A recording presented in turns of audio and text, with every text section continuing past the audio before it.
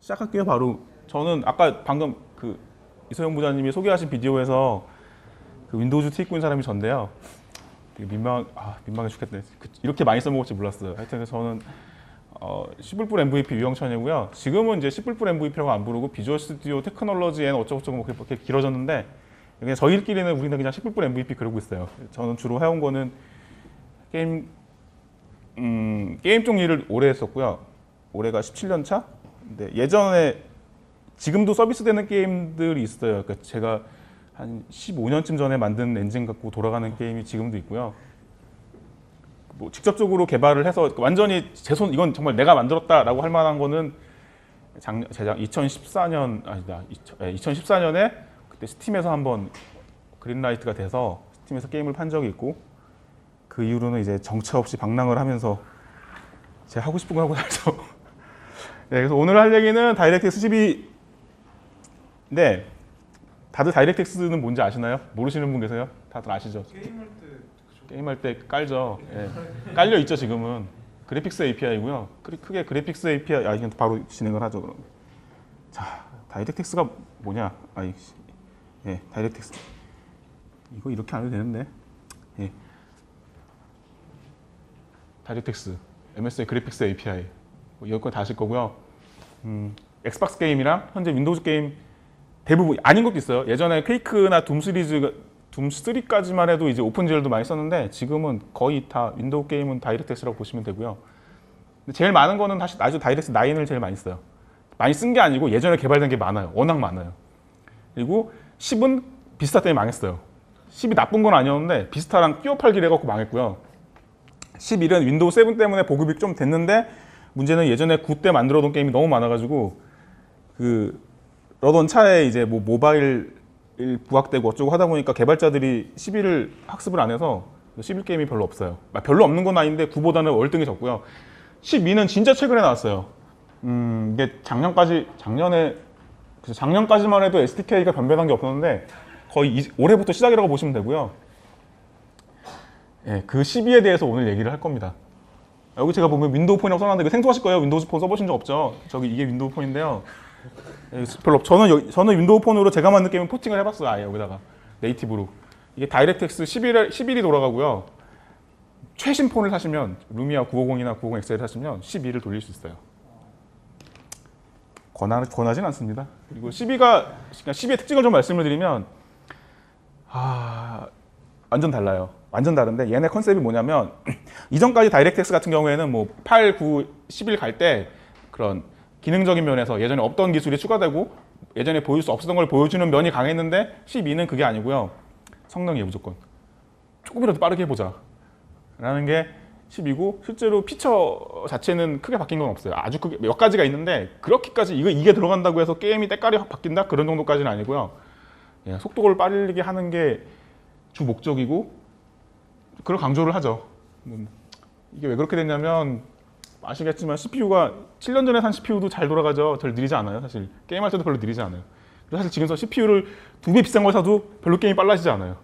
물론 그래픽카드를 2배 비싼 걸 쓰면 빨라져요. 너무 비싸잖아요. 사람들이 잘 안 사잖아요. 요새는 노트북 많이 쓰고 하니까 뭐 그런 추세 때문에 이런 걸 만들지 않았을까. 여담이지만 지금 다이렉트 12 말고 벌칸이라고 있어요. 벌칸인지 불칸인지 여러 가지 발음을 하는데 벌칸이라고도 있고 한 작년인가 나왔다가 쫄딱 망한 멘틀이라고 있어요. 멘틀, 벌칸, 그다음에 애플에서 밀고 있는 메탈, iOS에서 메탈 기본 탑재한다고 해요. 얘네들 다 맥락이 같아요. 그 API 내부 디자인을 보면 대부분 비슷해요. 이게 다 성능을 위해서 그렇게 만든 것들이고요. 그 중에서는 그래도 지금 현재 실제로 해볼 수 있는 거는 다이렉트X 12가 제일 할 수 있는 환경이 잘 갖춰져 있다고 보시면 됩니다. 네, 미리 말씀을 드리는데 오늘 발표 시간이 40분인데 슬라이드가 한 58장 정도 되거든요. 아마 다 안 될, 절대로 다 설명을 할 수도 없고 제가 일일이 말을 해봐야 아무 의미가 없을 것 같아요. 그래서 중간중간 대충 넘어갈 거예요. 그리고 데모를 보여드리고 결론을 얘기해가지고 끝낼 거예요. 그리고 발표 자료는 이미 다크다크하게 올려놨고 미리 제가 이거 제 홍보하는 것 같아서 안 하려고 그러는데 이게 보시면 전 블로그 홍보가 아니에요. 아무도 안 오셔도 상관없는데 여기에 제가 앞에 여기 보시면 메가hertz 워드프레스닷컴이었거든요. 구글에서 메가hertz라고 쳐보시면 금방 나와요. 거기에 제가 발표 자료도 올려놨어요. 닥스닷컴에다가. 굳이 이거에 뭐 사진을 찍으시거나 열심히 보시지 않아도 상관없어요. 이미 발표 자료는 다 올려놨고요. 그거 보시면 되고, 오늘은 그냥 너무 기술적이지 않은 얘기만 할 거예요. 너무 기술적인 예발은 소용이 없을 것 같아서. 이거 Shift F4인가? 네. 그래서 다시 하던 얘기를 하면, 그럼 뭘로 성능을 올릴 거냐? 근데 이미 사실 이전 API들도 성능이 나쁘지는 않았거든요. 그래서 얘네가 어쨌건 뭘 올리려고 열심히 한 게, GPU는 이미 다 찾고 CPU에서 조금이라도 시간을 줄여보자라는 게 기본 컨셉이에요. 그리고 이제 멀티스레드 렌더링이 10일까지는 선택이었는데 12부터는 멀티스레드 렌더링을 적극 활용을 하자. 그러니까 즉 비동기 렌더링을 내부적으로 비동기 렌더링도 있고 그걸 멀티스레드 이용해서 좀 더 비동기 렌더링을 강화시키자라는 게 주요 컨셉인데, 밑에 제가 써놨죠. 하지만 그 결과는 이게 되게 중요한 얘기예요. 결론부터 얘기를 하자면, 이거 불폼에서 괜찮을까? 이거 하여튼 위에 보시면 F1 머신 있잖아요. 밑에 보면 이거 좋은 차죠. 아우디 R8 꿈의 차인데 못 타고 있어요. 하여튼 F1 머신이라고 보시면 돼요. 다이렉트 12는 F1 머신이에요. 즉 보조 장치가 실제로 있겠지만 보조 장치가 거의 없다고 보시면 되고, 예전 세대 다이렉트X 9이나 11은 보조 장치가 많이 붙어 있어요. 그러니까 대충 짜도 잘 나와요. 웬만큼 나와요. 그러니까 사람들이 12가 빠를 거라 생각하지만 사실은 별로 그렇지 않아요. 예전에 탑기어 보니까 거기 MC들이 나와가지고 F1 머신 한번 몰았던 게 나왔었는데 탑기어 UK에 출발을 못 하더라고요. 한참 연습을 한 다음에는 스핀 때문에 코너링을 못 해요. 딱 그 상황이라고 보시면 돼요. 이게 왜 이런 얘기를 하냐면, 제가 이번에 실제로 해보고 느낀 건데, 이게 911이 성능이 사실 별로 안 떨어지는 게, 왜냐면 얘는 API 자체가 약간 두리뭉실한 것들이 많아요. 그러니까 명세가 있고 그걸 프로그래머가 그렇게까지 세부적으로 제어하진 않아요. 근데 그 대부분의 구현들이 런타임이랑 드라이버에서 해주게 돼 있는데, 이거를 다이렉트 9이 나온 지가 벌써 10년 됐잖아요. 그때부터 그 GPU 회사들이 너무너무 최적화를 많이 시켜놓은 거예요. 윈도우 OS 안에서도 굉장히 최적화가 잘 돼 있어요. 싱글 스레드로 짜도 사실 싱글 스레드가 아니에요, 내부적으로는. 근데 이게 12에서는 이런 게 다 사람 손으로 해줘야 됩니다. 그래서 이거 제가 결론부터 얘기하는 건데, 그래서 꼭 필요하냐? 그러면 저는 솔직히 물어봐요. 다이렉트 12 쓰니까 좋아? 빨라? 그러면 제가 최근까지 페이스북이랑 트위터에 썼던 게 뭐냐면, 내가 지금 다이렉트 11 옛날에 짰던 11 엔진을 새로 만든 12 엔진으로 따라잡으려고 노력 중인데 3분의 1, 속도가 3분의 1이다. 그래서 제가 드디어 절반 넘겼다. 최종적으로 제가 75%까지 갔어요. 따라잡을 수가 없어. 불가능해. 차이점이 뭐가 있냐면, 근데 그나마 할 만한 거는 뭐냐면, 안 좋은 상황. 그러니까 지금 GPU에 병목이 걸려서 내 게임이 45프레임밖에 안 나온다. 이런 경우에 60프레임까지 올릴 수가 있어요. 그러니까 12가 무조건 느리다, 무조건 빠르다 그런 차원이 아니라, CPU에서 처리하는 시간을 실제로 줄이긴 줄였어요. 그래서 어떤 상황에서, 그러니까 프레임이 정말 안 나오는 상황에서는 12를 사용했을 경우에는 올릴 수 있는 여지가 있어요. 그런 부분에서 최적화를 시켜야 되는 거고, 이게 그만큼 11보다는 프로그래밍하기가 어렵기 때문에, 제가 아까 약간 노란 글씨적으로 보이실 텐데, 이게 뭐냐면, 멀티스레드 렌더링이라든가 이런 옛날에 엔진을 만들면서 이런저런 기술을 시도해본 경험이 있다면 한번 해볼 만한데, 그런 경험이 없으면 되게 힘들어요. 이 포팅 얘기인데, 시간 얼마나 남았죠 벌써? 시간을 이게 보시면 뭐 리소스 바인딩, 커맨드 리스트, 커맨드 큐, 스테이트 변경 이렇게 있잖아요. 위에 세 줄이에요. 위에 세 줄이 실질적으로 포팅을 할 때, 그러니까 다이렉트X 내가 9이나 11을 써봤다면 거기서 12로 옮길 때까지 해야 될 작업들이 위에 세 줄이에요. 그리고 밑에 보면 뭐 쉐이더 코드는 그대로 사용합니다. 그러니까 이거는 기준은 다이렉트X 11을 만약에 사용했다면 쉐이더 코드는 하나도 바꿀 필요가 없어요. 100% 똑같고, 옛날에 9으로 작업을 해보셨으면 D3DX가 있었을 거예요.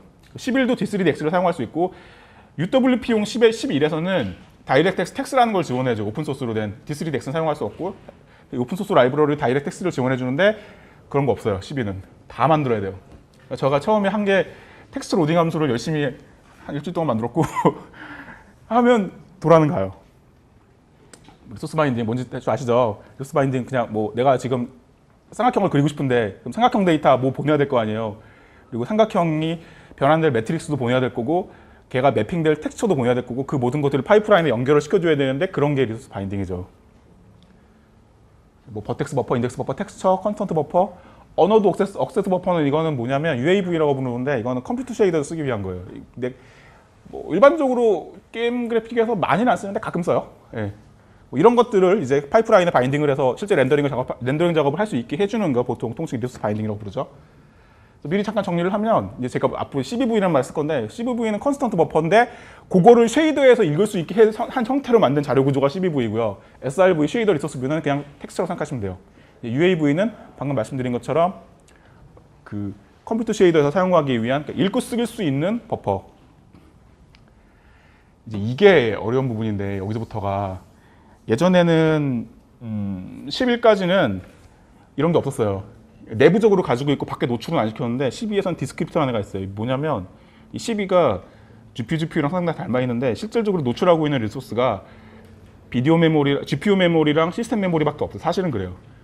그래서 그냥 GPU 메모리 어드레스 어디서부터 어디까지 나 뭘로 쓸 거야 뭐 이런 식으로 쓰다 보니까 그거를 예전에는 11을 기준으로 치면 텍스처를 하나 만들고 그 텍스처에서 create shader resource view라는 함수를 호출해서 i-d3d 11 shader resource view라는 컴 객체를 하나 만들어요.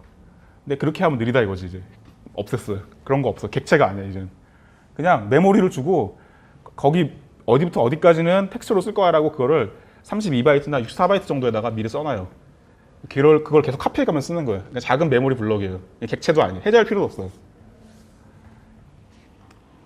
그리고 그 디스크립터를 라이트하거나 읽거나 하는 그 벌크 메모리 블럭이 뭐 예를 들어 내가 디스크립터 10개 쓰겠다 아니면 텍스처를 그냥 쉽게 말해서 10개까지는 안 되지. 8개를 바인딩 하겠다 그러면 텍스트 8개니까 디스크립터 8개 필요하겠죠. 8개인데 32바이트지. 그럼 얼마냐? 하여튼 그 정도 사이즈의 힙을 잡아놓고 거기다가 디스크립터 0, 1, 2, 3, 4, 32바이트 옵스 건너뛰면서 기록을 하는 거예요. 쉐이더에서도 그렇게 읽어드리고. 이 개념인데 이게 디스크립터 그거의 템플릿이 디스크립터 테이블이고 그렇게 쓸 리소스, 그러니까 메모리가 디스크립터 힙이에요. 제가 이거 설명을 해도 아마 이 자리에서 못 알아듣을 텐데 나중에 문서를 한번 자세히 읽어보시고 소스 코드를 보시면 이해가 되실 거예요. 저는 처음에 이걸 굉장히 헤맸거든요. 그래서 그렇게 쓰고 루트 시그네이처라고 이게 뭐냐면 이제 앞으로 내가 렌더링을 할 건데 어느 어드레스 어디서부터 텍스처가 들어가고 어디까지가 컨스턴트 버퍼고 이거를 미리 템플릿으로 정의를 해줘요. 뭐 개념적인 템플릿으로 그렇게 만든 게 루트 시그네이처라는 컴 객체가 있어요. 얘를 사용해서 앞으로 내가 리소스 바인딩 어떻게 할 거다라는 걸 미리 그 D3D 런타임에 알려주죠. 순서가 바뀌었네. 아까 방금 말씀드렸듯이 뭐 앞에 텍스처 들어가고 두 번째는 컨스턴트 버퍼가 들어가고 세 번째는 뭐가 들어가고 이런 식으로 딱 써놓는 걸 정의하는 게 루트 시그네이처고 그 형태가 디스크립터 테이블이고요. 거기다가 매핑을 딱 시키는 게 메모리가 디스크립터 힙이에요. 제가 이거 예제로 갖고 왔는데 뭐냐면 이렇게 봐서 이해가 안 되실 거예요. 근데 그림을 보시면 이제 갈라놨죠. 이렇게 파란 박스 쳐놓은 게 오브젝트예요. 흔히 말하는 오브젝트. 피봇 하나를 공유하는 오브젝트고요. 페이스 그룹이라고 써놓은 거는 이제 매터리얼 그룹이라고 그러는데 맥스로 모델링을 해보셨으면 멀티매터리얼이라는 걸 보셨을 거예요. 오브젝트 하나 안에서 이렇게 면들을 이만큼 잡아가지고 매터리얼을 딱 뭐를 줘. 그럼 또 다른 면들을 이만큼 잡아서 매터리얼을 하나 주면 걔네들이 각각 다 서브 매터리얼을 가진 매터리얼 그룹이 되고 저는 이거를 제 엔진에서는 페이스 그룹이라고 불러요. 면들을 잡아놨으니까. 이런 경우에 어떻게 렌더링을 하느냐 하면 일단 얘네들은 다 그 3D 좌표상으로는 하나의 피봇과 하나의 트랜스폼 매트릭스를 가지고 있는데 단지 매터리얼만 다른 거잖아요. 그러면 위에 보면 트랜스폼 매트릭스나 뼈대, 본 매트릭스나 라이트를 받아야 돼. 라이트 설정이라든가 이런 거는 똑같이 간단 말이에요. 그죠? 그러니까 위에다가 한번 저 파란 박스로 된 거, 저 셋 그래픽스 루트 디스크립터 테이블에서 한번 설정을 해주고 나머지 뭐 얼굴 부분, 상체, 하체는 매터리얼이 다르단 말이에요. 그러면 매터리얼이 바뀔 때 이 다른 게 뭐죠? 매터리얼 값이 들어가 있는 컨스턴트 버퍼, 그다음에 디퓨즈 텍스처, 뭐 그다음에 막 마스크나 툰 뭐 이런 게 있겠죠. 이런 것들을 바꿔가면서 찍는다는 거예요. 0번, 1번, 2번. 그리하여 그걸 코드로 구현을 하면 이렇게 돼요. 이거 다 이해하려고 하지 마시고 이런 식으로 쓴다고 보시고 나중에 문서를 한번 천천히 읽어보세요. 여기 보면 디스크립터 제가 써놨죠. 디스크립터 힙. 위에 쉐이더 레지스터에 어디 매핑되는가, 밑에가 디스크 테이블 인덱스예요. 0, 1, 2, 3, 4, 5, 6, 7. 근데 실제로는 지금 보시면 여기 보면 페이스 그룹 3개니까 이것보다 좀 뒤에 더 있겠죠. 루트 파라미터 1 돼 있는데 저 4칸이 뒤에 2개가 더 붙을 거예요. 이런 식으로. 그러니까 실제로 이게 렌더링 코드는 이런 식으로 이루어져요.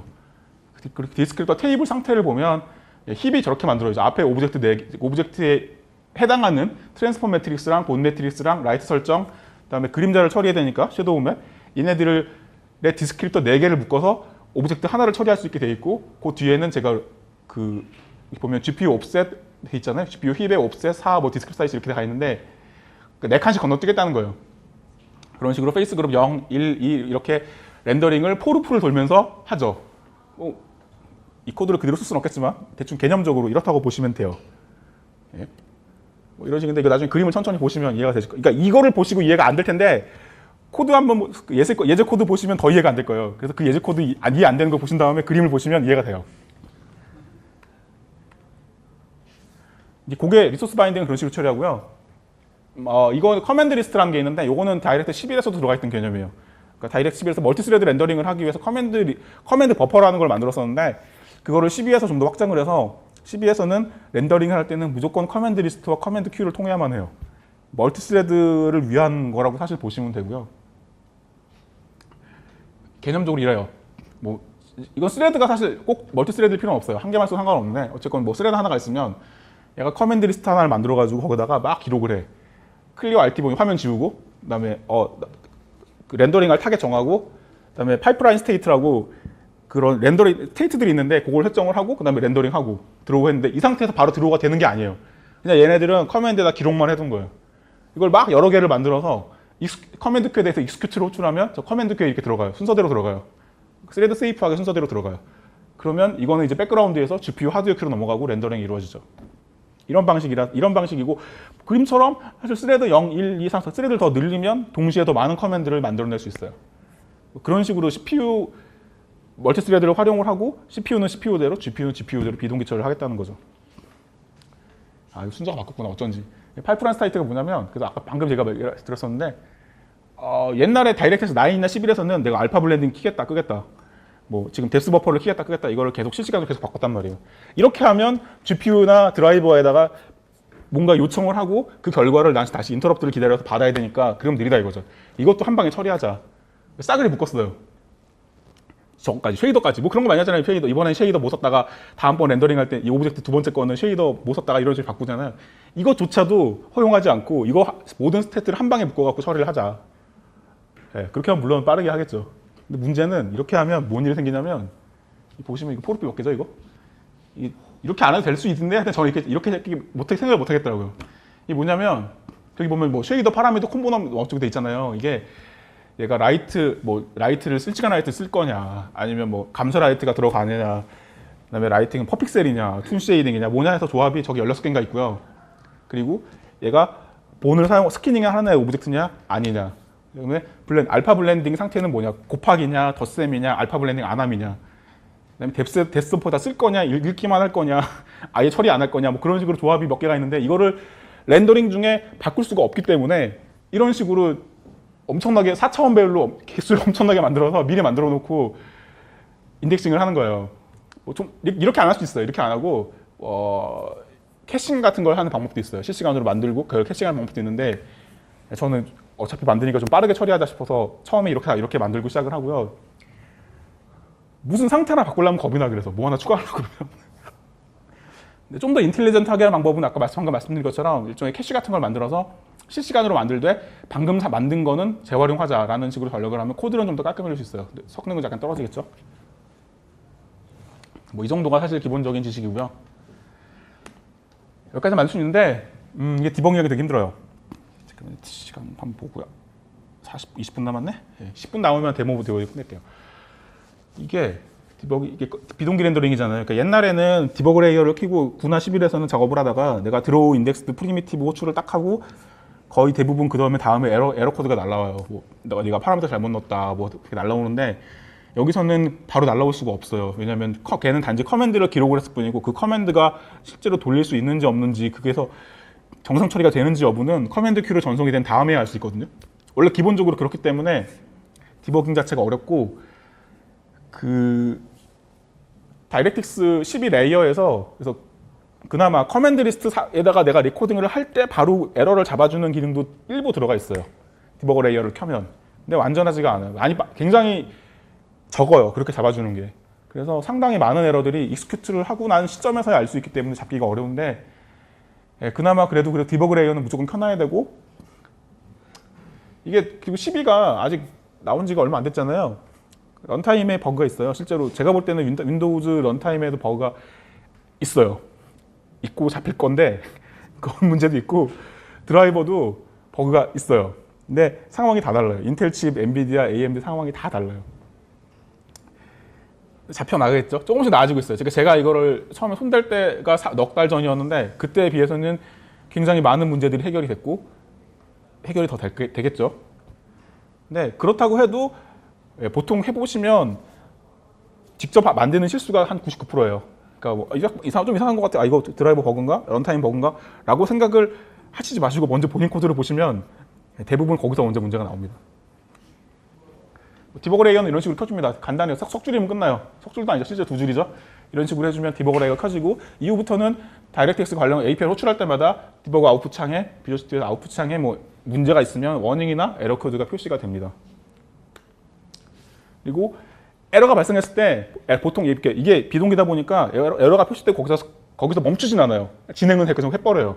렌더링은 제대로 안 되겠죠. 그래서 이런 경우에 비주얼 스튜디오에 보시면 그리고 다이렉트엑스 컨트롤 패널을 비주얼 스튜디오가 컨트롤할 수 있어요. 불러낼 수 있어요. 여기서 12에 관련된 것들을 저기 보면 enable 브레이크 온 펑션 보이죠? 이런 식으로 브레이크가 걸리거나 그러니까 에러가 있거나 워닝이 있거나 할 때 그냥 브레이크 걸리게 할 수 있어요. 이렇게 설정을 해주시면 내가 뭐 만든 어플리케이션 이름만 등록해주면 저런 설정이 가능합니다. 비주얼 스튜디오에는 디버거가 들어있어요. 그래픽 디버거가 있는데 아마 써보신 적 별로 없을 거예요. 되게 좋아요. 진짜 좋아요. 이거 없이는 디버깅을 할 수가 없어요. 이게 이런 식으로 나와요. 이게 뭐냐면, 그러니까 실제 돌려서, 그러니까 제가 이따 한번 보여드릴게요. 프레임 한 프레임 캡처를 한 다음에 걔를 더블 클릭을 해보면 이런 창이 열리고 한 프레임을 렌더링할 때 생긴 과정이 쭉 나오고 표시가 되죠. 왼쪽 페인에 보시면 이제 처음 한 프레임 시작해서 쭉 프리젠트 할 때까지 히스토리가 쭉 나와 타임라인으로 나오고요. 클릭을 하면 거기서 입력된 버텍스, 그러니까 실제로 이렇게 렌더링 까줘야죠. 버텍스 리스트가 들어가면 이게 3차원상에서 어떻게 보이는지 표시도 해주고 네가 입력한 디스크리터 테이블에 리소스가 뭐뭐뭐 있어. 그 중에 첫 번째가 텍스처고 두 번째가 컨스턴트 버퍼고 클릭해보면 텍스처는 이미지 나오고요. 컨스턴트 버퍼 클릭하면 안에 버퍼의 내용도 쭉 나와요. 이거 없이는 거의 디버깅이 힘들어요. 얘가 작년에 제 블로그에 올렸던 얘기인데 뭐 그냥 대충 이런 식으로 보시면 돼요. 그래서 이걸 세심하게 살펴보면 이 히스토리를 보고서 예를 들어 이런 거죠. 뭐 지금 드로우 인덱스드 뭐 해갖고 앞에 보시면 뭐 60개, 1130개, 3개 이렇게 나오잖아요. 대충 알잖아요. 내가 얘 헤어가 250 폴리곤짜리인데 이게 헤어 렌더링 하는 거네. 그럼 걔를 딱 클릭해 보면 대충 맞죠? 그 과정을 보면서 이제 디스크 테이블에는 뭐가 바인딩 돼 있고 뭐가 빠져 있고 이런 거 보시면 쉽게 디버깅을 할 수 있습니다. 졸라 빨리 지났는데? 15분 남았네요? 안 되겠다. 더 빨리 해야 되겠다. 이게 해보면 제가 장담해요. 거의 100% 디스리드 11호 프로그래밍 해보시면 이 현상을 반드시 직면하실 거예요. 제가 이거 그랬고 제가 얼마 전에도 한 석 달째인가 작업하고 나서 내가 그동안 석 달 동안 작업했는데 더 느려. 나의 석 달은 어디 간 거지? 라고 생각했는데 느려요. 그냥 짜면 느려요. 왜냐하면 F1 머신이기 때문에. 그래서 이거를 디버깅하는 방법이 있어요. 그러니까 일단은 왜 느린지 알아야 될 거 아니에요. 사실 저는 왜 느린지 알려드릴 수 있어요. 제가 왜 느린지 알려드리는 게 아마 90%의 이유일 텐데 모른다고 치고 봅시다. 조사를 해봅시다. 이제 GPUB라는 어플리케이션 사용을 할 거예요. 보시면 이거 나중에 이거 보고 따라서 한번 설치해 보세요. GPUB가 디폴트로는 안 깔리는데 설치를 해보시면 굉장히 되는 게 많은 툴이에요. 이런 식으로 나와요. GPUB를 돌려서 먼저 로그를 기록을 하고요. 그 로그를 GPUB에서 읽어서 이렇게 분석을 하는데 위에 보시면 위쪽에 있는 그래프가 다이렉트엑스 12루짜, 그러니까 똑같은 엔진인데 12버전이고 밑에가 11버전이에요. 위에 그래프만 보세요. 그러시면 아래쪽 그래프를 보시면 이렇게 녹색의 이렇게 그 모자이크 타일 무늬 같이로 꽉 차 있잖아요. 뭔가 저게 GPU 점유율이에요. 지금 점유율이라기보다는 GPU 하드웨어 큐예요. GPU에 얼마나 많은 작업을 넘기고 있냐는 거고 위에 보시면 위에는 굉장히 듬성듬성하죠. 맨 위에서 첫 번째 줄을 보시면 저게 잘 안 보이실 텐데 어댑터, 엔비디아, 지포스, GPU, 하드웨어 키라고 돼 있을 거예요. 위에는 많이 비죠. 저만큼 성능이 안 나온다고 보시면 돼요. 왜 그러냐면 지금 보면 밑에 이게 11버전은 말도 안 되게 잘 나오잖아요. 꽉 차 있잖아요. 이게 어떻게 가능한지 이를 보면 이 얘기예요. 아까 제가 얘기했잖아요. 90일 좋다고, 생각보다 좋다고. 제 엔진은 원래 싱글 스레드 엔진이거든요. 근데 얘가 내부적으로는 사실 싱글 스레드로 돌아가지는 않아요. 그 드라이버 스레드도 돌고 상당히 많은 작업들을 백그라운드로 하고, 제가 CPU만 가지고 지금 그래픽 커맨드를 보내지 않는 시점에서도 얘는 백그라운드로 한 프레임 전을 렌더링 한다던가 이런 식으로 굉장히 많은 짓들을 해요. 그래서 DX11로 만들면 대충 만들어도 이런 그래프가 나와요. 아래쪽 그래프.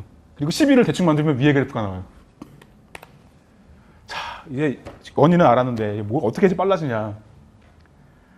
이게 아까 말씀드렸듯이 커맨드 리스트라는 게 있잖아요. 커맨드 리스트, 커맨드 큐가 있는데 커맨드 리스트에다가 한꺼번에 레코딩을 하고 나중에 팍 렌더링을 하면 앞에 그 레코딩하는 동안, 아니면 내가 CPU에서 이런저런 처리를 하는 동안 GPU가 계속 놀아요. 그걸 다 써야 돼. 그러면 너무 자주는 또 안 돼. 하여튼 대충 커맨드 리스트를 웬만큼 만들면 익스큐트를 바로 해서 GPU를 놀지 않게 해줘야 돼요.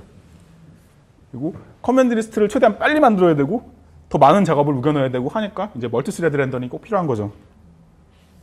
이건 제가 퍼온 자료인데 이 빌드 2014대 자료거든요. 보시면 다른 거 볼 거 없고요. 저 노란 그래프 보시면 오른쪽에 D3D 11이라고 되어 있죠. 왼쪽 건 글씨가 잘 안 보이시는데 D3D 10이라고 되어 있는 거예요. 런타임에서 한지 저만큼 줄었다는 거예요. 그러니까 실제로 CPU, 그래픽, GPU까지 명령어가 갈 때까지의 시간은 더 짧아요. 짧은 게 맞아요. 그러니까 GPU 점유율이 비슷하다면 더 빠를 거예요. 12로 짜면. 문제는 비슷하게 만드는 게 어려운 거죠. 그래서 제가 어떻게 했냐. 그래서 익스큐트를 처음에 멀티 싱글 스레드에다가 커맨드 리스트 한 개를 만들어서 거기다 다 쑤셔놓은 다음에 마지막에 한번 익스큐트를 했는데 바꿨어요. 그래서 기계에서 보시면 그래서 GPU가 그냥 놀았다 써있잖아요. 정말 놀아요. 커맨드 리스트 풀링을 했는데 메모리 풀처럼 뭐 라운드 로빈 같은 걸로 여러 개의 커맨드 리스트를 만들어서 대충 얼마 쌓이면 익스큐트 이런 식으로 계속 처리를 했었죠. 그래도 많이 개선이 됐는데 그래도 느려요. 생각보다 안 나오더라고요. 그래도 멀티스레드 렌더링을 했어요. 저 원래 멀티스레드 별로 좋아하지 않거든요. 이 뒷감당이 안 되는 기술이어서. 근데 어쨌건 이론상 멀티스레드 사용을 하면 커맨드 리스트 만드는 시간을 멀티스레드 개수만큼을 줄일 수 있고, 그만큼 GPU Q를 더 꽉 채울 수 있겠죠. 이것도 폰 자료인데 이거 엔비디아 자료인데 9에서는 멀티스레드 렌더링이 없었고요. 11에서는 메인 스레드 하나만 익스큐트 할 수 있고 나머지는 커맨드를 만들 수만 있어요. 12에서는 모든 스레드가 동일한 짓을 할 수 있어요. 커맨드도 만들 수 있고 익스큐트도 할 수 있어요. 이걸 이용을 하면 제가 만든 거는 이런 식이에요. 스레드 0, 1, 2, 3, 4, 스레드 4개가 있죠. 내가 렌더링 해야 될 오브젝트가 100마리가 있어. 그냥 100개라고 쳐봐요. 그러면 스레드 0에 25개, 1에 25개, 2에 25개, 3에 25개에서 25개씩 동시에 커맨드 리스트를 만들면 대충은 비슷한 시간에 끝나겠죠. 그리고 바로 이 커맨드 키에 쓰셔놓으면 좀 더, 일단은 커맨드 만드는 시간이 내 4분의 1로 줄어들고요. 그래서 그렇게 만든 거에 대한 결과인데 이게 처음 버전이에요. 맨 처음 버전에 지금 프리젠트 보이잖아요. 이게 한 프레임이에요, 사실은. 대충 한 프레임이라고 보시면 돼요. 프리젠트 한 번 하고 다음 프리젠트 할 때까지. 위에 보시면 GPU 그래프 펑펑 놀죠. 반도 못 쓰고 있죠. 이게 8스레드 버전이에요. 여전히 그렇게 만족스럽진 않지만 절반은, 이건 제가 다 합치면 절반은 될 거예요. 그래서 이렇게 만들고 나니까 이게 데모인데 보시면 좀 더 저는 아름다운 수치를 말씀을 드려야 되지만 현실은 그렇지가 못해서, 이거는 서피스북으로 테스트를 한 거예요. 일부러 약간 GPU가 약간 얘는 좀 떨어지는 편이니까. 그래서 11%, 16%. 별거 아니죠. 별거 아닌데 이렇게 만들 때 굉장히 힘들어요. 한 달 걸렸어요. 26% 올리려고. 사실은 16% 올린 게 아니고요. 원래는 절반도 안 나오던 거를 플러스 16%까지 올린 거예요. 근데 이렇게 성능 향상이 있고요. 이게 이 그래프가 갈 때까지 여기서 1로 갈 때는 성능이 한 3배? 2.5배? 그러니까 처음 버전이 얼마나 성능이 안 나오는지 알 수 있죠. 이거는 GPU 성능이 안 나오면 안 나올수록 12로 짜는 게 더 빠르게 될 가능성이 높아요. 이거 데모고, 자, 시간은 9분 남았네요. 간단하게 데모를 보여드리고 끝내도록 하죠. 별거 없고요. 돌아간다는 것만 보여드리면 될 것 같아요. 이 11엔진인데요. 지금 이건 해상도가 일부러 제가 3000바 2000으로 그냥 했어요. 일부러 느리게 돌아가라고. 로딩도 11이 빨라요, 사실은. 왜냐면 11로 잘 짜면 로딩이 훨씬 빠르거든요. 근데 잘 짜기가 어려워요. 지금 이건 해상도 3000바 2000이고요. 잘 안 보이실 텐데 지금 프레임은 25프레임 이 정도 22프레임 이 정도 나오고 있어요. 아이고 끼겠다. 이거 못 나올 텐데 이러면. 아씨 나와봐. 아씨, 바보 같은. 이렇고 이게 12버전이에요.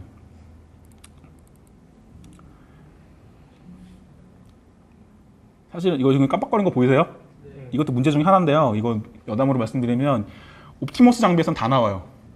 제가 이것도 GPU비로 조사를 해보니까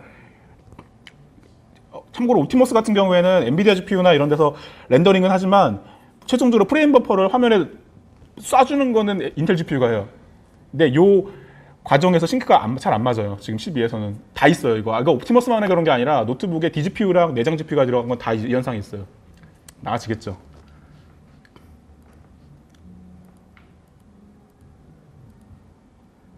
이게 거의 똑같이 보이잖아요. 방금 12D랑 여기까지 맞추는데 3개월이 걸렸고요. 되게 힘들었어요. 저 만들 때. 별거 아닌 것처럼 보이지만 지금 프레임은 39프레임 정도 나오고 있거든요. 41프레임 정도 나오네요. 많이 올라갔죠. 이거는 되게 좋은 경우예요. 이 정도 올릴 수 있으면 해볼만 하다고 봐요. 그러면 저게 45프레임 게임이 60프레임이 될 수 있으니까 그런 거는 한번 시도해볼만 한데 항상 그런 케이스가 나오는 거는 아니에요. 자, 얼마 남았냐? 아이고 7분 남았네. 결론 좋다. 시간을 딱 맞춰서 너무 기쁩니다. 포팅을 하면 저도 처음에 빨라질 거라고 믿었는데 안 빨라져서 되게 실망을 했고요. 그냥 만들면 빨라지기는커녕 제 생각에 아마 그냥 포팅하면 3분의 1, 4분의 1 정도 나올 거예요. 그래서 V싱크 했을 때 만약에 45프레임짜리 게임이면 V싱크를 키면 30프레임 될 거 아니에요? 그래서 이걸 굳이 나는 60프레임을 맞추고 싶다. 약간 애매한 게임들 있잖아요. 아마 콘솔에 엑스박스나 이런 데서는 그런 게 많은데 뭐 플스에서는 60프레임이 나오는데 엑스박스에는 30프레임 나오고 40프레임 나오고 이런 얘기 나올 게임들이 이런 시도를 해보면 가능성이 있어요. 그런 거는 60프레임 맞출 수 있고 그러면 의미가 크죠. V싱크가 강제되는 게임에서는. 그리고 잘하면 대충 그러니까 지가 아직은 최적화 여지가 좀 많은데 현재까지 작업한 거는 이제 고작 11%에서 16%지만 좀 더 노력하면 제 생각에는 한 30%까지는 가능하지 않을까. 그리고 현재는 드라이버나 런타임이 최적화는 안 돼 있어요. 근데 앞으로 최적화가 돼도 11만큼 극적으로 빨라지지는 않을 거예요. 근데 약간의 성능 개선 여지는 있기 때문에 좀 뭐 최종적으로는 제 생각에는 열심히 프로그래머가 노력을 하고 엔진 회사 그 드라이버 회사들이 노력을 하고 MS가 신경을 쓰면 한 40%까지 가능하지 않을까. 그 정도면 크죠. 정말 그렇게 희망적으로 된다면. FAQ인데요. 아까 이거 읽어보시면 되고요. 12에는 11 기능을 다 가지고 있지 않아요. 이거 D3D 실제로 다이렉트X 12는 D3D 12라고 보시면 되고요. 여기서 다이렉트 2D 기능들 있잖아요. 다이렉트 라이트나 다이렉트 2D 같은 경우에는 11 기능을 그대로 쓰시면 되고 그거는 간단한 예제가 있어요. 12에서 11 인터페이스를 불러다가 쓸 수 있고 그렇게 하면 11 기능 다 쓰실 수 있어요. MS 권장 사항은 그거예요. 그래서 이거 폰트를 렌더링하거나 2D 개체를 쓰고 싶으면 11을 써라. 그리고 12 쓰는 게 어려우면 그냥 12에서 11 API 써서 11로 렌더링을 해라. 성능은 좀 안 나오고 있으면 그렇게 할 수 있고. 이거 세 번째 거는 제가 어디 가서 물어봐도 모르는데 다 스레드 세이프 해요. 멀티 스레드 렌더링을 위해서 모든 D3D 12 API들은 다 스레드 세이프 해요. 그래서 그거는 걱정 안 하고 호출하셔도 돼요. 이거 레퍼런스인데요. 제 맨 위가 제 블로그에서 D3D 태그 붙인 거고 이거 클릭하시면 이거 문서 받으셔가지고 클릭하시면 바로 나와요. 그러니까 제 블로그 가시면 D3D 12의 개발에 대한 경험 같은 거는 많이 써놨어요. 밑에는 이제 유명한 엔비디아나 인텔이나 MS 자료들이고요. 읽어보시면 아주 큰 도움이 될 겁니다. 그리고 특히 맨 아래쪽 자료, GPU 자료가 있는데요. 저거 읽어보시는 게 굉장히 좋아요. 저걸 읽고 GPU 뷰를 써보시면 신세계가 열리는 거 볼 수 있어요. 자, 제 발표는 여기까지입니다. 감사합니다.